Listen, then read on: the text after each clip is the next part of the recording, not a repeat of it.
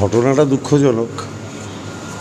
আর in ডিটেলসটা আগে ছেলেটাকে সুস্থ করে বাড়ি ফিরে নি। ছেলেটার নামও বলে দিয়েছে কে গুলি করেছে, তার পরেরটা পরে বলবো। আগে একটু ছেলেটাকে সুস্থ করবি। ওকে তো আগে, হ্যাঁ ও তো তৃণমূলে, কিন্তু আমি পুরো ঘটনাটা না জেনে আগে ওকে সুস্থ করে নিই, তারপরে ও যদি সুস্থ হয়ে যায়, কারণ গুলিটা বেরিয়ে গেছে। না না, এই জিনিস আমি তো বলছি, এই গুন্ডাগর্দি আমি শেষ করবই, এটা আমাদের প্রতিজ্ঞা। যারা ভাবছে এই গুন্ডামি করে ব্যারাকপুর মানুষকে ভয় দেখিয়ে রাখবে, তাদের এই দিন 4 তারিখে শেষ হয়ে যাবে, এটুকু দায়িত্ব নিয়ে বলছি।